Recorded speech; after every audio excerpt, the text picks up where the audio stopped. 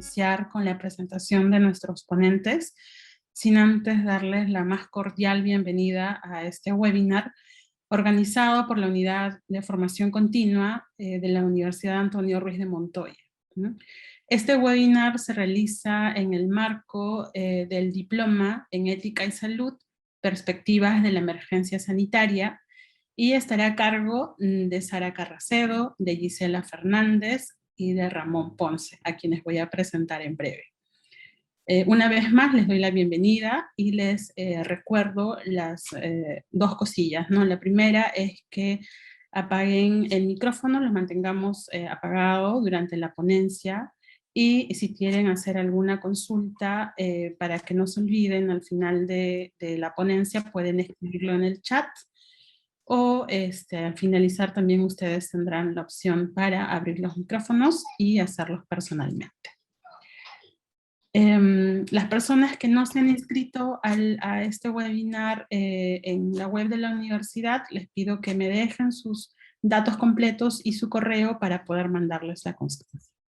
Bien, entonces paso a presentarlos. Bueno, primero Sara Carracedo, ella es abogada por la Pontificia Universidad Católica del Perú y máster en bioética por la Universidad de Monash en Australia. Es consultora del Programa Regional de Bioética de la Organización Panamericana de la Salud y docente del curso de Bioética y Derecho de la Facultad de Derecho de la Pontificia Universidad Católica. Ha trabajado en temas de ética de la investigación en el Instituto Nacional de Salud del Perú y ha sido pasante del Departamento de Bioética de los Institutos Nacionales de Salud de los Estados Unidos. Sara, bienvenida. Ya está. Está con nosotros también Gisela Isabel Fernández Rivas Plata. Me voy a permitir. Gisela es abogada por la Pontificia Universidad Católica del Perú. Es doctoranda en el programa de doctorado en Derecho y Ciencia Política. Trabaja investigación en la línea de bioética y derecho, ¿no?, de la Universidad de Barcelona. Es máster en bioética y derecho por la Universidad de Barcelona y en política y gestión universitaria por la Universidad de Barcelona y por la Pontificia Universidad Católica del Perú. Ha cursado la maestría en Género, Sexualidad y Políticas Públicas en la Universidad Nacional Mayor de San Marcos y el diploma en Estudios Filosóficos en la Facultad de Letras y Ciencias Humanas de la PUC. Ha sido jefa de la Oficina de Ética de la Investigación e Integridad Científica en la PUC y es investigadora visitante del Observatorio de Bioética y Derecho de la Universidad de Barcelona. Bienvenida, Gisela. Aquí la tenemos con nosotros. Y también está Ramón Ponce, ¿no? Él es magíster en ética aplicada por la Universidad de Utrecht en Países Bajos y bachiller en filosofía por la PUC. En temas, bueno, trabaja, ¿no?, en temas de ética, ha realizado consultorías para el Comité de Bioética, el Comité de Ética de la Investigación con Seres Humanos y Animales y la Dirección de Asuntos Académicos de la Pontificia Universidad Católica. ¿Sí? Ha trabajado para la International Democracy and Electoral Assistance y para la Asociación Civil Transparencia. En temas de política y reforma institucional, ha realizado consultorías para el Gobierno de Canadá, la Comisión de la Verdad y Reconciliación del Perú y el Banco Mundial. Tiene una amplia experiencia como docente universitario y cuenta con publicaciones académicas y una larga experiencia en temas editoriales. Bienvenido, Ramón. Sin más, entonces, ¿qué tal? Los dejo con nuestros ponentes. Sara, me dirás cómo es la dinámica, si los tres van a interactuar o cada uno tiene unos minutos. Sí, ¿qué tal? Muchas gracias por la presentación y gracias a todos los participantes por estar aquí el día de hoy. La presentación va a ser entre los tres, así que empezamos. Ahí ven todos bien mi pantalla, ¿verdad? Sí, si lo puedes poner en pantalla completa, por favor. Ahí está. Ahora sí, se ve perfecto. Bien, Isabel, tú me avisas cuando quieras que te pase la... las diapositivas. Bueno, ya, perfecto.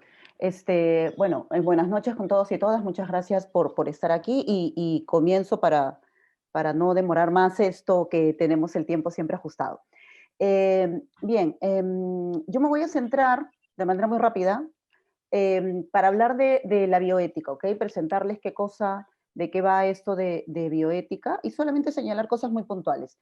De inicio, se ha dicho que la bioética es un término que fue acuñado, bueno, en el 71 por el profesor Potter, a partir de una publicación suya en que señalaba que la bioética era la disciplina que combina el conocimiento biológico con el de los valores humanos.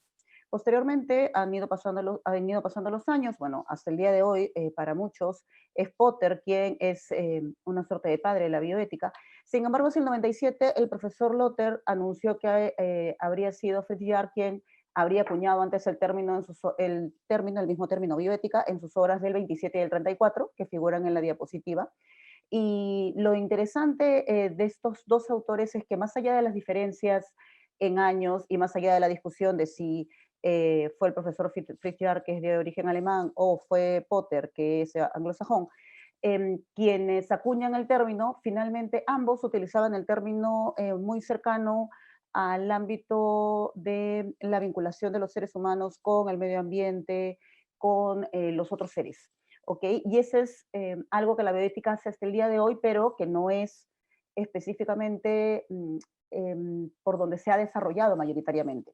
Y eso lo evidencia la definición que recoge la Enciclopedia Bioética, en donde dice que este es el estudio sistemático de la conducta humana en el área de las ciencias de la vida y del cuidado sanitario, en cuanto que tal conducta se examina a la luz de valores y de los principios morales. Entonces, es importante tener presente el origen del término bioética. Es un término complejo en términos de origen, ¿ok? Es una ética aplicada, sí, pero hay una discusión en torno al término y lo interesante es mirar que más allá de esa discusión, que puede ser larguísima y existen una serie de papers dedicados a eso, más allá de esa discusión, pues en la actualidad estamos hablando de este estudio vinculado a la conducta humana con, digamos, esta vinculación que hay de lo que pasa con los seres humanos y la salud, ¿ok? Entonces, es importante señalar también que la bioética en los últimos años se ha ido desarrollando, ha ido extendiéndose a áreas no solo centrándose en salud, sino también se ha vinculado a temas de animales. Ha habido en estos últimos años mucho desarrollo en términos de ética ambiental, hablar de la posibilidad de replantear la idea de de que gire inicialmente en torno a los seres humanos, en torno a la persona, sino pensar en que gire en torno a la naturaleza, ¿no? Por donde va todo el tema de la ética ambiental y el principio de responsabilidad, inclusive el desarrollo en estos últimos años. Pero en este curso sí nos estaríamos centrando básicamente en el tema de salud pública, en el tema de la atención a salud y de la investigación en salud. Y hasta ahí paro yo. Sí, una perspectiva importante o una aproximación importante que hay que tener en cuenta a la hora de hablar de bioética es cómo entiende el elemento normativo este campo de estudio o esta disciplina, ¿no? La bioética no es una disciplina científica, no hay evidencia disponible que pueda defender un punto de vista ético respecto a los asuntos que Isabel acaba de mencionar. Así que un elemento importante y eminentemente teórico de la bioética tiene que ver con cómo justificamos puntos de vista éticos o morales respecto a este tipo de asuntos, ¿no? Si no podemos apelar a evidencia científica, ¿a qué apelamos, no? Hay un gran debate teórico sobre si es que existe un punto arquimédico al que acceder para defender afirmaciones éticas, o si esto se trata más bien de un tipo de discusión virtual razonable entre interlocutores, ¿no? La ética es básicamente una disciplina normativa en el sentido de que no intenta decir qué cosa es o de diagnosticar qué sucede, sino de intentar justificar puntos de vista respecto a lo que debe ser, ¿no? ¿Cuáles deberían ser los estándares con respecto a bienestar humano? En qué medida los derechos son importantes, por qué el trato igualitario o la equidad son estándares que deberíamos tomar en consideración, ¿no? Entonces, en este diplomado y en algunos de los cursos, una parte importante de la discusión va a tener que ver con cómo aproximarnos a este debate normativo y qué herramientas existen disponibles para poder defender o justificar posiciones éticas respecto de estos temas, ¿no?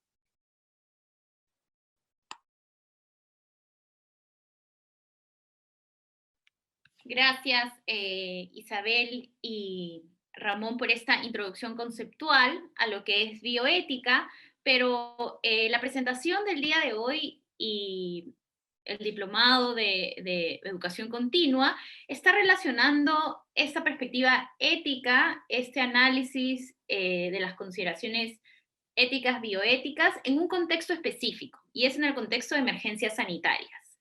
Hoy en día, todos estamos viviendo la pandemia de COVID, que fue declarada pandemia precisamente hace ya más de un año por la Organización Mundial de la Salud, y que en el Perú se, digamos, identificó el primer caso a inicios de marzo.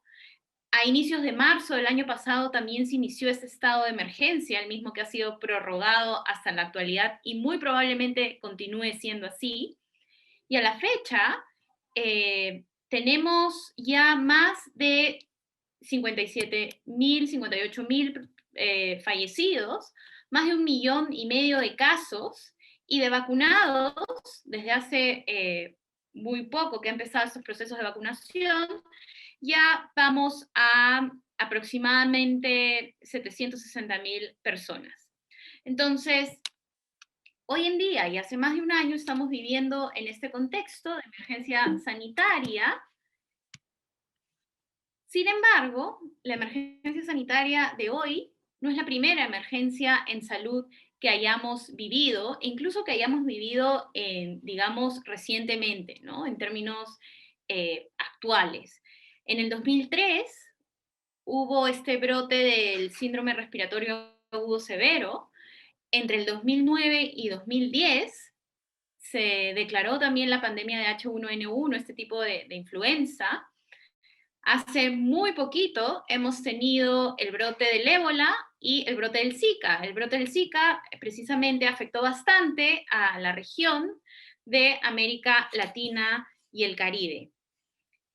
Y si bien han ocurrido otras emergencias sanitarias, podemos decir que la que estamos viviendo hoy en día ha tenido un mayor alcance global y nos ha afectado, o ya ha afectado a todo el mundo en una magnitud diferente. Sin embargo, en estas emergencias sanitarias, organizaciones internacionales como la OMS ya había identificado los desafíos éticos que ocurren en este tipo de contextos y cómo los estados y cómo el personal de salud y cómo todos nosotros podemos manejarlos. ¿Qué aprendimos, sin embargo? No mucho, porque claramente ni Perú, ni muchos países de la región, ni muchos países del mundo estaban preparados para afrontar una crisis sanitaria como la que estamos viviendo actualmente. Y estos son algunos de los desafíos éticos a los cuales nos vemos enfrentados el día de hoy, ¿no? Y tal vez haciendo a tipo de preguntas, estas cuestiones de las cuales han surgido en esta pandemia y han sido muy evidentes porque además han estado en la prensa, han estado en las redes sociales y demás, y ya han habido manifestaciones en contra de. Como por ejemplo, es posible que el Estado nos obligue a quedarnos en nuestra casa para no contagiarnos y no contagiar a más gente. En otras partes del mundo han habido muchas protestas frente a estas medidas adoptadas por considerarse que afectan nuestra libertad. ¿Puede un Estado legítimamente tomar este tipo de medidas frente a una crisis de salud pública como la que estamos viviendo? Es algo que merece la pena preguntarnos y analizar. Y no solamente eso, es cómo repartimos todos estos recursos sanitarios, que además son muy pocos en países como el nuestro, para hacer frente y para atender a aquellos pacientes que están sufriendo las consecuencias de esta enfermedad. ¿Cómo repartimos las camas UCI? ¿Cómo las priorizamos? ¿A quién se las damos? ¿A las personas más jóvenes? ¿A las personas mayores? ¿A quienes las necesitan más? ¿O a quienes tienen mayores posibilidades de mejora? Y no solamente eso, también cómo distribuimos las vacunas. Hemos visto que las vacunas ya han llegado a nuestro país, han habido planes de vacunación. ¿Fueron estos planes de vacunación digamos, establecidos según criterios éticos? Y si es así, ¿qué criterios éticos se utilizaron? Y no solamente eso, que es más a nivel público o de salud pública, es decir, decisiones del Estado, sino en cuanto al personal de salud. ¿Cuáles son las obligaciones del personal de salud, de los médicos, de las enfermeras, de los técnicos que nos atienden hoy en día cuando estamos enfermos de COVID? Y no solamente a los que están enfermos de COVID, sino cuáles son estas obligaciones que les debemos a aquellas personas que tienen otras enfermedades y que hoy en día han visto comprometidas sus cuidados médicos, dado que los cuidados a pacientes con COVID han acaparado prácticamente toda la atención de nuestro sistema de salud. ¿Y cómo es que esta emergencia sanitaria va a impactar en la relación médico-paciente? Y esto también nos lleva a la siguiente pregunta, ¿no? No hay cura para el COVID aún, no hay, digamos, maneras de prevenirlas que no sean las vacunas, que actualmente están administrándose aquí en todo el mundo. Entonces, ¿qué hacemos con esto? ¿Qué nos debe recetar un médico? ¿Qué debemos tomar nosotros? Ivermectina, el dióxido de cloro, la hidroxicloroquina. Debemos recurrir a una de estos medicamentos independientemente de la evidencia científica, o es que necesitamos evidencia científica para decir hay que tomar esto porque esto es lo que va a mejorar nuestra salud? Y ya para terminar, algunos de los desafíos éticos que nos presenta esta pandemia y que probablemente nos va a presentar otras pandemias futuras, es si es que podemos confiar en las vacunas autorizadas. Normalmente una vacuna demora 20 años en estudiarse y en autorizarse. Las vacunas de COVID están en el mercado en tiempo récord. ¿Cómo hacemos para confiar en ellas? ¿Tenemos la certeza de que han sido y son de calidad? ¿Se han seguido rigurosamente las investigaciones que debían seguirse? Y todos estos temas y las reflexiones que estos temas generan son cuestiones que debemos preguntarnos, analizar críticamente para responder a la pandemia, pero también para estar mejor preparados para el futuro. Y yo aquí los dejo con algunos casos en específico sobre estos desafíos éticos que nos plantea una situación de emergencia sanitaria como la que estamos viviendo. Sí, con mira a esos alcances o a esa necesidad de abordar críticamente el tipo de debates que la emergencia sanitaria hace necesario, y considerando además que Sara acaba de referirse a una serie de cuestiones que son sumamente urgentes, pero son locales, y que en otro escenario podrían haber sido consideradas como discusiones de café o sumamente académicas, creo que es importante tomar en cuenta que en el caso de la emergencia sanitaria, este tipo de discusiones sale a la palestra pública y se hace imposible de postergar asumir el debate público respecto, por ejemplo, de qué tipo de criterios o qué tipo de principios deben regir la distribución o asignación de recursos de salud escasos, ¿no? Y con escasez no me refiero primordialmente al tipo de escasez que sufrimos en el Perú por el Estado o el sistema de salud que tenemos, ¿no? Sino a la escasez en un sentido más básico y que en este momento se enfrenta en términos globales, que es que existe más demanda de oferta disponible, ¿no? El caso de las vacunas es uno de ellos, ¿no? El año pasado, en septiembre, la OMS planteó un plan de asignación de vacunas a nivel global, y lo hizo a través de COVAX Facility. esta instancia multilateral a la que pertenecen más de 170 países, como un esfuerzo colectivo por intentar distribuir de la forma más idónea posible algo que era y que se avisoraba que iba a seguir siendo en el futuro a mediano plazo un recurso escaso, ¿no? Que son las vacunas. Y lo que intentaba la OMS en ese plan en septiembre era intentar evitar un escenario que no era el ideal, ¿no? Y que algunos han llamado, como pueden ver ahí, el nacionalismo de las vacunas, ¿no? El supuesto de que la asignación de las vacunas debería estar regida por quienes pueden acceder económicamente a ellas, ¿no? Es decir, abrir la asignación de vacunas al mercado y esperar que el mejor postor, aquel que tenga mayor capacidad adquisitiva, acceda a ellas, ¿no? Obviamente para la OMS y para todos los países que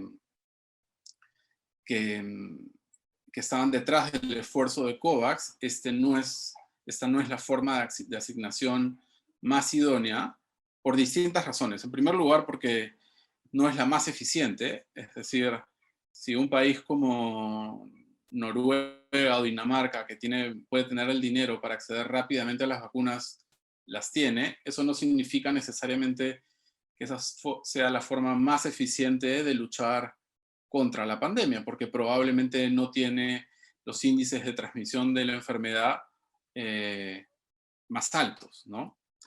Y por otro lado, es una forma de asignación injusta, porque aquellos ciudadanos de países sin capacidad económica quedan claramente en desventaja frente a este recurso escaso, ¿no? Frente a esto, como decía, la OMS en septiembre del año pasado planteó un plan que es el que se ha aplicado, que es el de asignación proporcional, ¿no? Todos los países reciben hasta el 20% van a recibir vacunas proporcionales a su población.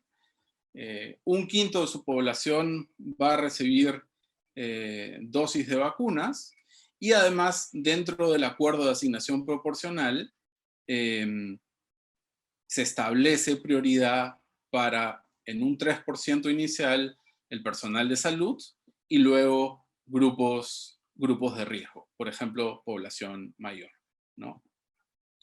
Esta propuesta es claramente más eficaz, o más eficiente, perdón, y más justa que el supuesto en el que no hay una regulación de por medio, ¿no? Pero claramente, el mismo septiembre del año pasado, una serie de especialistas como Emmanuel Ezequiel, Jonathan Wolf, Henry Richardson, etcétera, de distintas instituciones académicas y de salud, pusieron en cuestión si es que realmente este era el modelo más justificado de asignación y distribución de vacunas, ¿no? Por un lado, una de las cosas que cuestionaban es que, por ejemplo, esta forma de asignación,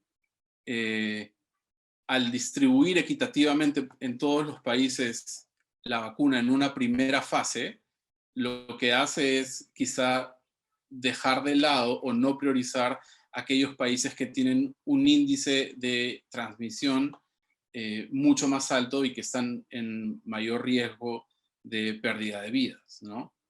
Por otro lado, si es que no se toman consideraciones como factores socioeconómicos y no se entrega vacunas a ciertos países que los enfrentan de manera más dramática, esto puede tener consecuencias socioeconómicas, las que por ejemplo hemos visto en el Perú, ¿no? Una cuarentena muy rígida hace que personas que viven del sector de servicios vean claramente sus recursos económicos mediados y eso extiende la brecha de pobreza, ¿no? Entonces, este debate, por ejemplo, que puede encontrarse en otros ámbitos locales, es un debate público a nivel global donde claramente pasamos desde una demanda básica y elemental que nadie pondría en cuestión a la discusión un poco más sofisticada y complicada de cuáles son los principios o criterios con los cuales se deben tomar ese tipo de decisiones, ¿no? Ok, me quedo aquí. Gracias, Ramón. Y yo el desafío del cual, digamos, vamos a profundizar un poquito más es uno que ha recibido mucha atención en la prensa y en las redes sociales, ¿no? Y que últimamente, de nuevo, está, digamos, en el debate público. Y es, ¿por qué no tenemos la vacuna peruana? Y para entender esta pregunta o para analizar esta pregunta, lo primero que debemos tener en mente es la importancia de los ensayos clínicos para tener intervenciones seguras y eficaces para cualquier tipo de enfermedad, pero la importancia de hacer este tipo de investigaciones durante emergencias sanitarias, en donde la incertidumbre es bastante alta y en donde no tenemos ninguna forma ni ningún tratamiento para esta enfermedad. Por ello, si bien investigar es un deber ético, hacerlo en emergencias sanitarias, esta exigencia es aún mayor, porque necesitamos respuestas para poder combatir esta enfermedad, poder tratarla y formular estrategias de salud pública que puedan minimizar las terribles consecuencias que trae una emergencia sanitaria como la que estamos viviendo. Y en ese contexto de los ensayos clínicos y de la investigación en general, es importante saber que durante estos contextos de emergencia se presentan mayores desafíos y mayores retos a la investigación. No es como en las circunstancias comunes. ¿Por qué? Porque necesitamos generar evidencia de manera muy rápida, pero esa generación de evidencia rápida no debe verse, digamos, priorizada frente a la rigurosidad con la cual se hace la investigación ni a las garantías éticas que deben existir siempre.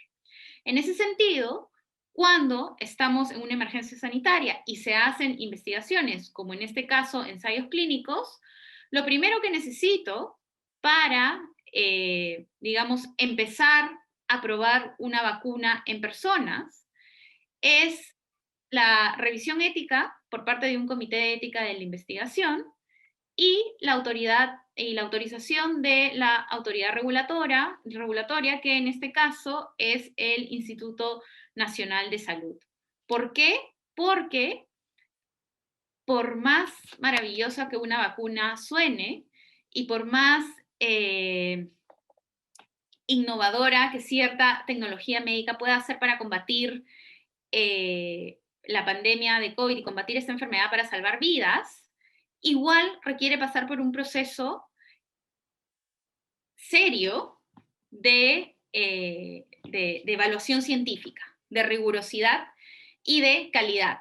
Y por ende, toda investigación, incluida una investigación sobre una vacuna peruana, requiere esta revisión ética que va a proteger a aquellas personas que decidan participar voluntariamente en ese tipo de investigación, pero que además va a garantizar que esta investigación tenga este valor social, es decir, atienda realmente a las necesidades de salud de la población y cuente con validez científica, es decir, la metodología y el diseño científico planteado sea el adecuado para poder responder a la pregunta de investigación y a los objetivos que está planteada.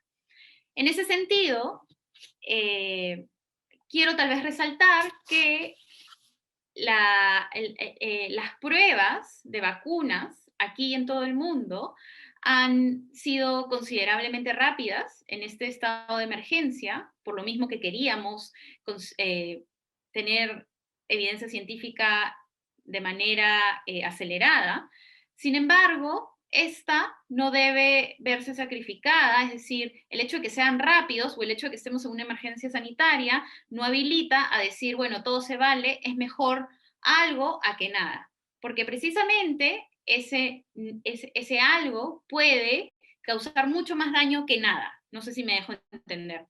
En ese sentido, hay que destacar que la reflexión desde la bioética para poder analizar estos casos son importantísimos, ya que necesitamos integrar esta mirada ética a lo que es la salud y sobre todo, en este caso en concreto, a lo que es la investigación en salud. Por ende, y ya para acabar con este ejemplo, no es que no tengamos una vacuna peruana porque simplemente no queremos, o por barreras burocráticas, o porque nadie apoya la investigación en este país.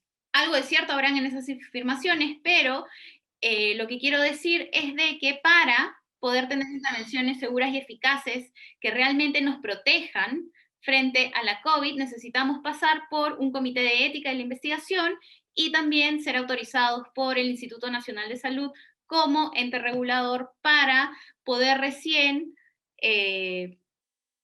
enrolar a participantes que quieran contribuir con la generación del conocimiento. Y eso es todo sobre este caso. Gracias. Ok, muchas gracias, Sarita.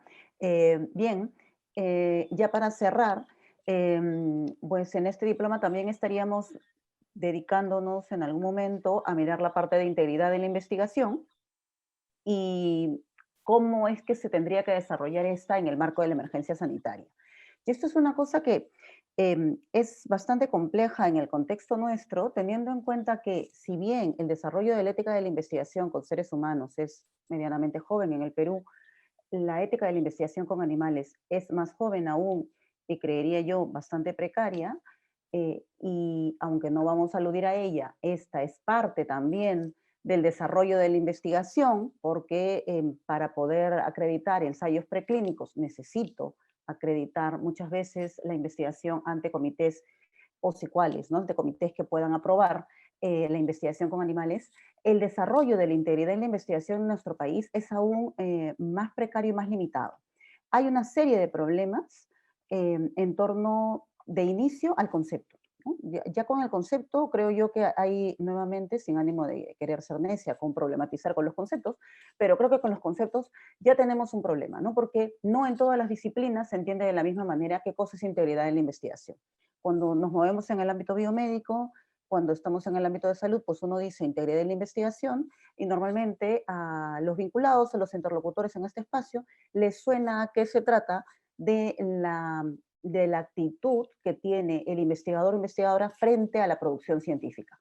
En otras disciplinas no necesariamente se entiende de esa manera y se confunde o se entiende como sinónimo de ética de la investigación. Hay ahí primero que clarificar en torno a los conceptos que estaríamos manejando. Nosotros estamos partiendo de la idea de que integridad en la investigación es precisamente esta actitud que tienen los investigadores quienes producen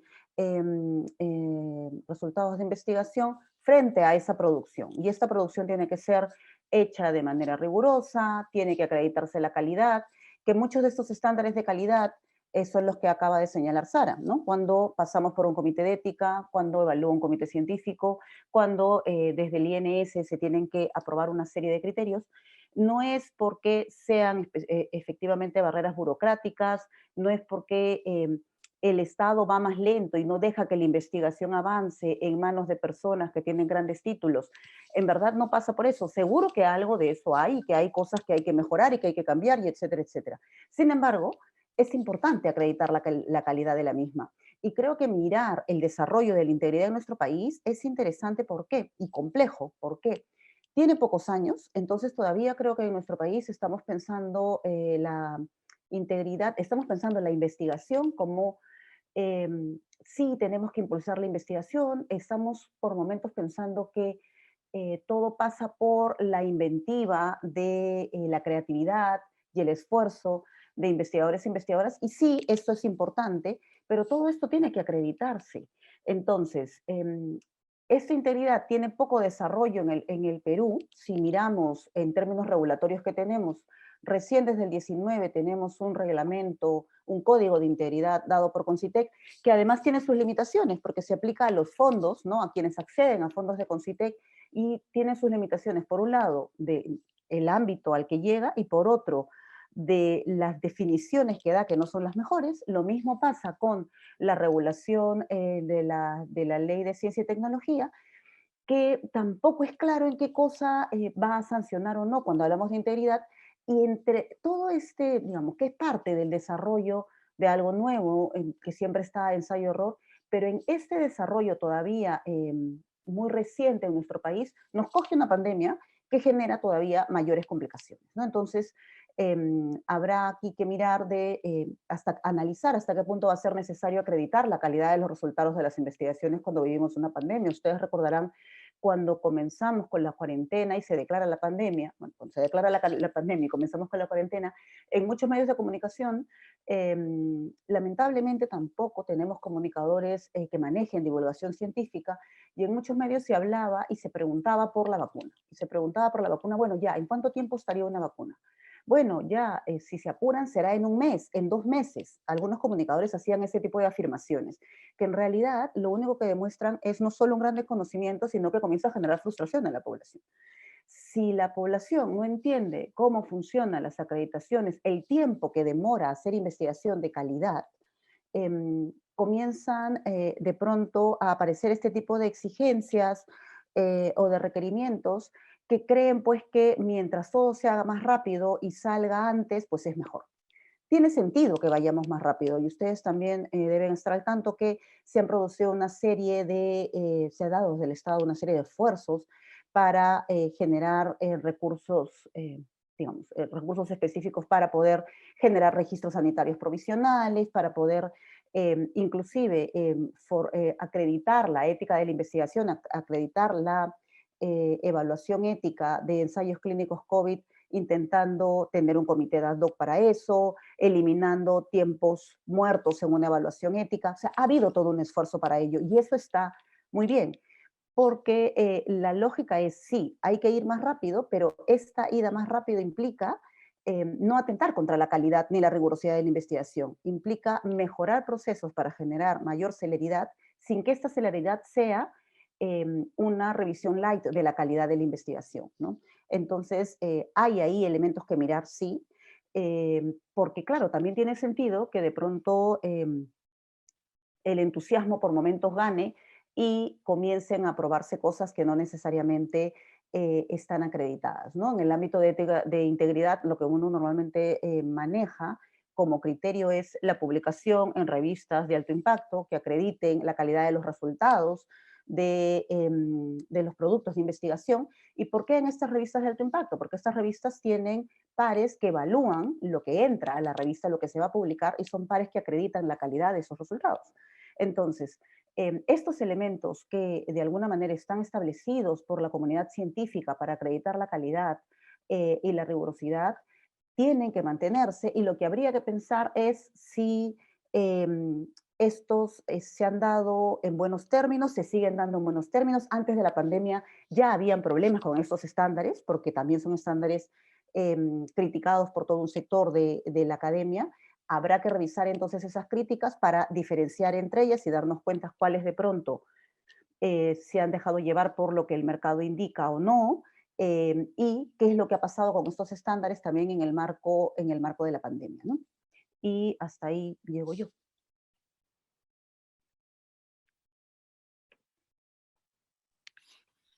Bien, gracias. Creo con eso hemos terminado la presentación del día de hoy. Me parece que hay algunas preguntas.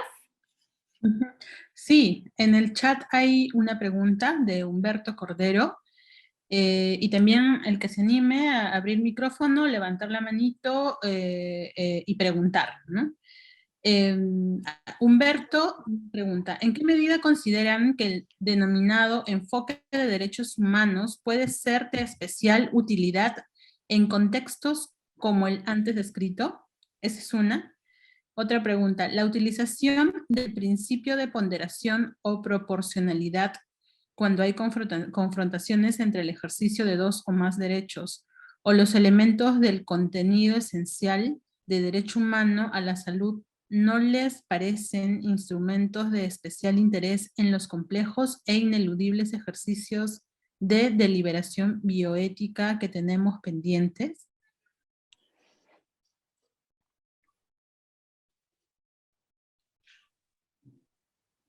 Esos, Gisela, ¿tú la contestas? Bueno, si quieres hago un acercamiento y ustedes complementan si es que de algo desean añadir.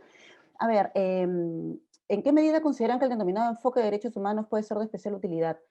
Yo creo que el enfoque de derechos humanos siempre es de utilidad, sin embargo, diferenciaría entre las fuentes que vamos a revisar del enfoque de derechos humanos, porque varias de ellas lamentablemente son muy poco operativas, están poco operacionalizadas, se han quedado en el discurso.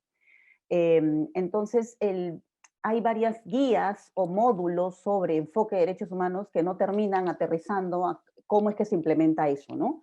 De hecho, más allá de las dificultades con encontrar documentos que efectivamente aterricen este enfoque de derechos humanos, creo que sí, creo que es de mucha utilidad porque aquellos pocos documentos que se aterrizan básicamente lo han hecho en el marco de políticas públicas, ya que estaríamos frente al desarrollo de políticas públicas también, entonces sí, yo creo que hay ahí una utilidad que es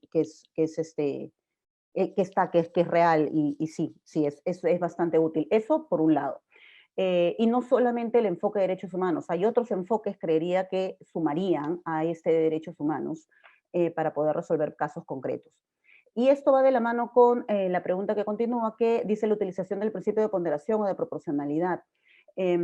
Porque efectivamente creo que muchas veces, y por eso me parecía interesante esto que señalaba Ramón, sobre la importancia de diferenciar, de entender primero la naturaleza de la bioética, que no es meramente descriptiva, ¿ok? Sino que hay un discurso ahí de deber ser detrás, de cómo deberían funcionar las cosas. Porque más allá de tener por un lado principios y tener reglas comunes para poder resolver determinadas situaciones, también es cierto que hay mucho del caso concreto que uno tiene que analizar y que dependiendo del caso concreto, el enfrentamiento entre derechos, pues va a variar. Entonces, creo que sí, que el principio de ponderación, de proporcionalidad en ese sentido sumaría, al igual que la propuesta de contenido esencial de derechos fundamentales, que por ahí pues también podría sumar. Y esto podría ir de la mano, de hecho, con la propuesta del profesor Manuel Atienza, que tiene un texto bien interesante, que se llama Juridificar la bioética, que está en abierto, en Open Access en Internet, que tiene que ver no con algo que se hace mucho, que es triste, que se hace mucho, que se confunde derecho con bioética, que no es lo mismo, y el mismo Atienza, el mismo profesor Atienza lo señala en el texto, tampoco querer juridificar en el sentido de volver jurídica la bioética, sino que la bioética podría nutrirse de toda la experiencia que hay de ponderación y de análisis de casos concretos en este enfrentamiento de derechos, y Atienza en ese texto hace, digamos, cuenta casos puntuales de cómo eso podría sumar a la evaluación que se tiene que hacer en bioética frente a casos concretos, ¿no? No sé si Sara, Ramón quieren agregar algo. Yo quiero agregar algo muy chiquitito y solamente resaltar que hay que tener presente esta diferencia entre el derecho y la ética, porque, digamos, estos análisis que vamos a hacer van a ser no necesariamente desde el derecho, sino de la bioética como disciplina, y si bien la bioética puede, o la argumentación moral puede nutrirse, como Giselle lo ha dicho, de la ponderación, porque los principios éticos tampoco, digamos, son absolutos, entran en conflicto. Lo que sí quiero tal vez precisar es que esta reflexión ética no necesariamente va a coincidir con el derecho. Son dos planos distintos que a veces puede ser un poco difícil de separar, pero es importante tener en cuenta. Yo quizá podría agregar una tercera cosa, que es que, claro, habían dos preguntas, ¿no? Una, en efecto, tiene que ver con la proporcionalidad y quizá sus comentarios tienen que ver con eso y con la distinción entre bioética y derecho. Pero claro, la primera pregunta tenía que ver con un derecho humano, ¿no? Y imagino que eso iba en el sentido del reconocimiento, por ejemplo, de la salud o el acceso a salud o atención de salud como un derecho humano, ¿no? Y en efecto, como había dicho Isabel, ese tipo de enfoque ese tipo de enfoque es fundamental y es una consideración casi estándar detrás del tipo de deliberaciones que maneja la bioética en este tipo de casos, ¿no? Pero, por ejemplo, en la situación a la que yo me referí, el caso de la escasez de recursos de salud, específicamente vacunas, para decidir si es que una vacuna debería ir proporcionalmente hacia cierta población o si debería de alguna manera considerarse aquella población que tiene mayor, aquella población, por ejemplo, que tiene una expectativa de vida mayor y que de enfermarse y morir perdería más años de vida que otros, lo que estamos haciendo, y de hecho, que es lo que se hace, es de alguna manera tener que ponerle o sopesar cuál es el valor de la vida y comparar el valor de la vida de una persona versus otra, ¿no? Entonces, a lo que voy es, si bien el enfoque de derechos humanos es fundamental para enmarcar la discusión, es insuficiente como herramienta para avanzar en el debate, ¿no? Creo yo. Es que ahí hay algo bien interesante, ¿no? En lo que has dicho, Ramón, que me parece bien, bien curioso, porque, claro, todas estas discusiones que tenemos y cómo nos rompemos la cabeza viendo cómo asignamos recursos, porque los recursos naturalmente son limitados, siempre lo son, en todos lados lo son, porque ahí donde hay más recursos también hay mayores necesidades y una sociedad que entiende que que se tiene que cubrir salud y que la salud implica más elementos. Entonces siempre son limitados. Y estas discusiones en torno a cómo decido asignar, que muchas veces veo que a algunos los frustra mucho, ¿no? Porque es como, ¿cómo puede ser posible que se le niegue?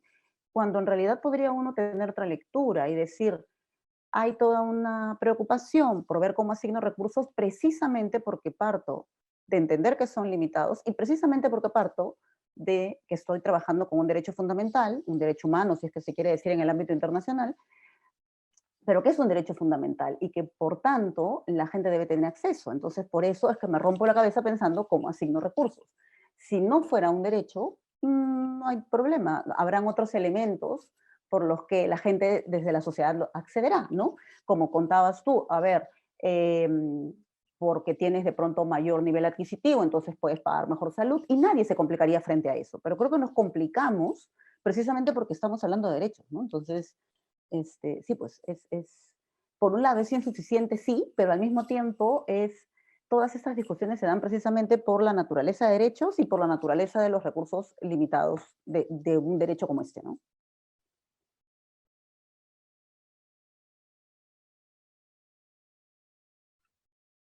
Gracias.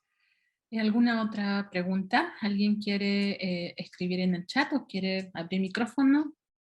Los invitamos para que puedan aprovechar este espacio.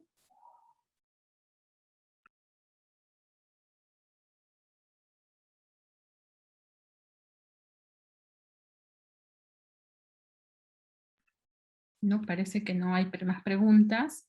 Entonces, nada, vamos por finalizado este evento con algunas palabras finales de alguno de ustedes, por favor. Y, a ver, creo que en el chat han puesto, no. Y eso sería todo por hoy. ¿Algunas palabras? Bueno, yo tal vez agradecer a todos los participantes el día de hoy y a motivarlos a que se inscriban en el diploma de ética en emergencias sanitarias, que veremos muchos temas como estos y sobre todo podremos discutirlos a mayor profundidad y con mayores herramientas en cada módulo de los cuales habrá.